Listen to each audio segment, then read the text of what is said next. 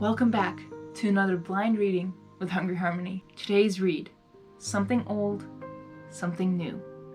Chapter 10, Content. This is the very last chapter of Something Old and Something New. I'm excited. Okay, let's start.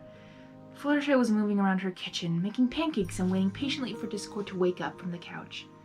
They had gotten back from their journey after defeating Miss Fortune only 2 days earlier.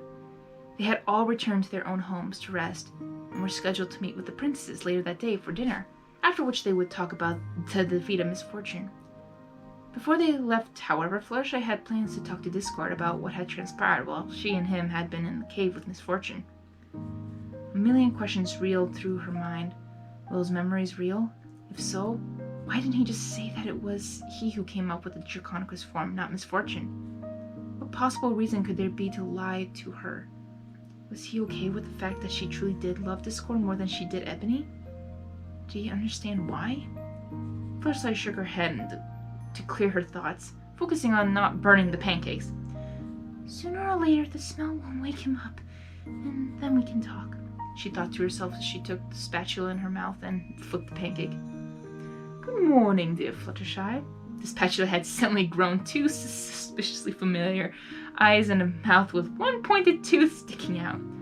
Fluttershy squealed and dropped the utensil, where it transformed back into Discord.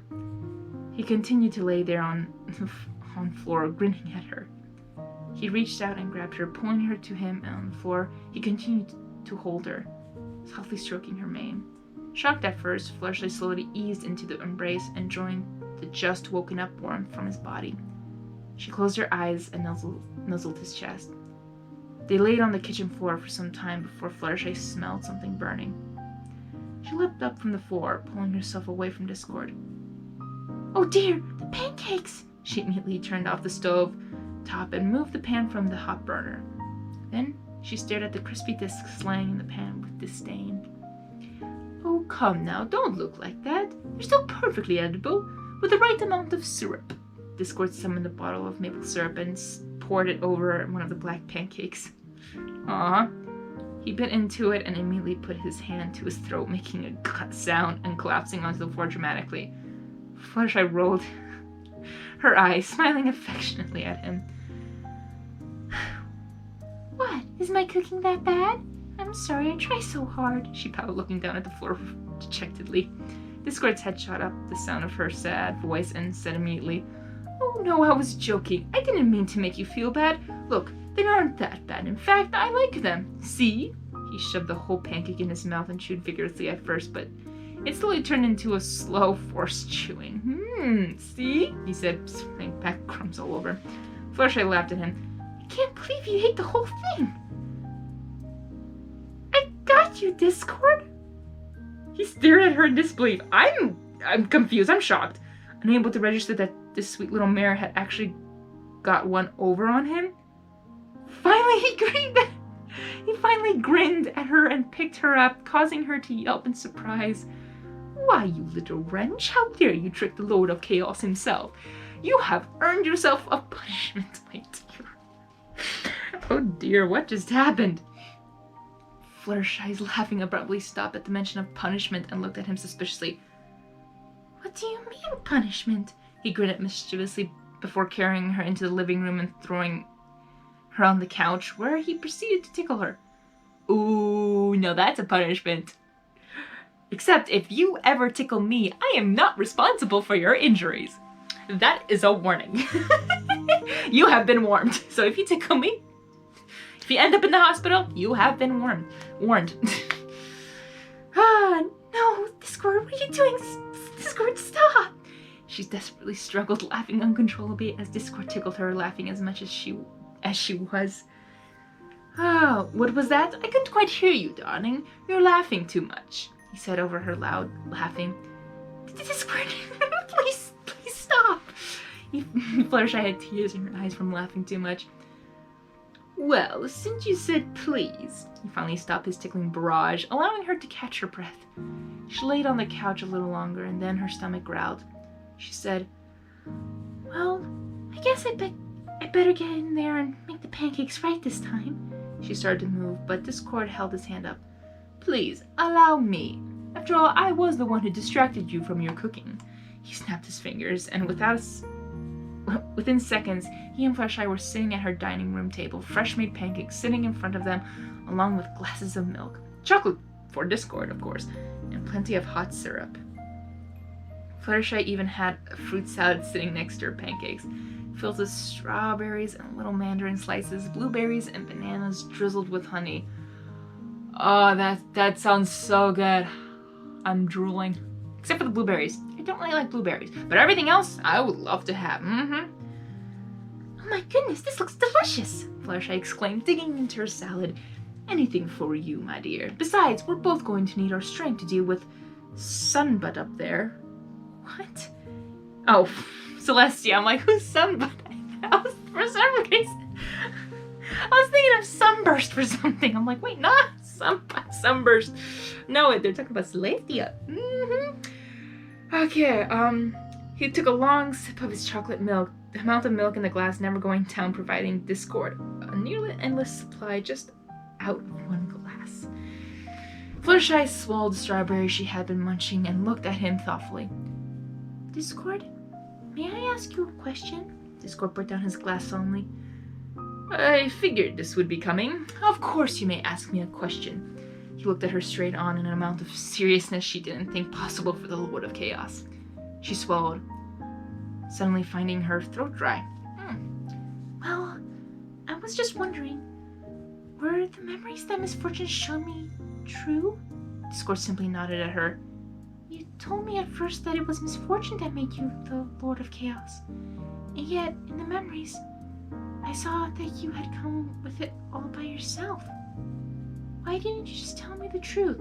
I would almost argue with when, like, he did say that Misfortune turned her to the Lord of Chaos, but didn't say that. I don't think Discord said that Misfortune turned him into Discord. Now that's a different person. That's like a form. Like that's a Draconiqui. Like he probably changed himself into a Draconiqui, but Misfortune turned Discord into the Lord of Chaos. I can imagine that because Lord of Chaos is more of a title, not of turning into something, you know, form like a Draconiquist. I would like to guess, but I don't know. Maybe Discord will like say that or something. I don't know. Maybe not. I'm not sure. That's what I think. So in a way, like he wasn't lying. Discord wasn't lying or Ebony wasn't lying to Fluttershy when he revealed that to her. But I don't know. My dear, I did tell you the truth.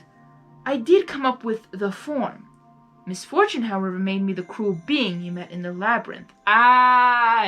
Just because I look this way doesn't mean I am what I used to be. You know what? Maybe I should just continue reading before I say something. This happened so many times, but hey, exactly what I was thinking. Woo! Called it. Okay, Oh? Was all Fluttershy could think to say as she mulled over what he had said. She really hadn't thought of it like that. And to have all her questions answered with such a simple answer was, well, unexpected.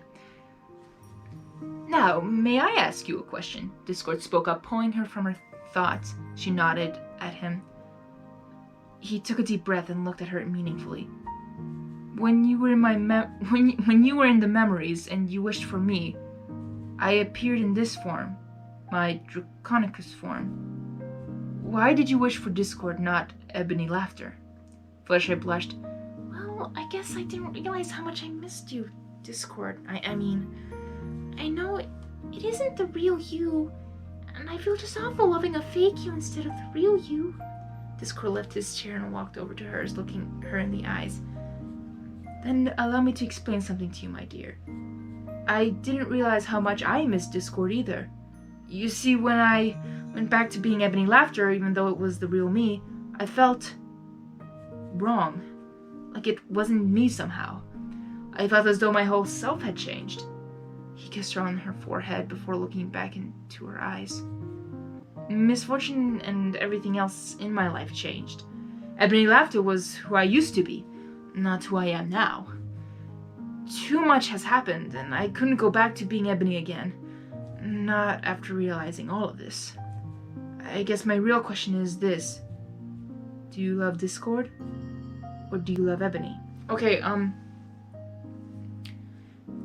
gonna try to actually answer this, because, I mean, I want to hear what, of course, Fluttershy says, but this is interesting, because that question is tricky, but yet it's still a simple answer. I would almost say, Fluttershy should say, I love you. I fell in love with the person you have become, not the way you probably look or this. This is why I value people who say, like, I fell in love with your personality, not the way you look, not the way you try to, I don't know what to say, like, try to show off your looks. It's more like the personality. That's what's in charge, who you are inside. That's what I'm hoping Fluttershy fell in love with. That who Discord or Ebony was really inside, and just that. That's what I hope the answer is to this question, and I hope to a lot of other people too. Like, don't fall in love with their outward appearance, outwardly possessions. No, fall in love what's deep inside, what they truly are. That's what's precious and meaningful. That's what I'm hoping one day that I will meet my future husband, is that I will fall in love with his personality and fall in love with his morals and what he believes in and what he really wants to do, and I want to follow that person. Does that make sense? Like, that's who I want to pursue. So in this case, I'm hoping Fluttershy is that way. And I hope a lot of you guys are that way, that looks can help, not gonna lie, but at the same time, it's not really what's important. It's what's important, what's in here. Sorry, I'm going off topic, but that's a deep subject. But yeah, I'll continue reading. To Fluttershy, everything clicked. Ebony, who didn't cause havoc and wasn't nearly as fun as Discord was, and why she had missed Discord so much despite the more peaceful counterpart. She had forced herself to love Ebony because she felt as though Discord was in there somewhere. But what she really wanted was Discord. She stared into Discord's eyes and replied, I didn't fall in love with Ebony. I fell in love with Discord. I don't want to change you into something more peaceful or even less chaotic. I want you to be who you are. Nothing more, nothing less. Discord smiled at her and kissed her, wrapping her up in his arms firmly. She hugged him back gratefully, melting into his hold and nuzzling into him. She felt his lips brush the top of her head and smiled contentedly. He pulled back and looked at her again. Now, let's finish this breakfast and get ready for tonight. Wow. Wow. That was really good. I enjoyed this. I enjoyed this a lot. My heart skipped literally a beat when I was like, wait, now is he joking or is he dying? Like, that was in the last chapter. I'm like, I'm confused. Like, I need explanations. But it looks like he just faked it, and that's how. But that would make it like that. That's why I wasn't sure that he didn't die, because if he died, then that means Misfortune would have died too, and then that's how Fluttershy would have held on to Discord to making him still alive. That was the point of the whole soul twist thing, which means there wasn't that much of a huge risk because of what happened. But actually, there's author's notes. Let me just quickly read that.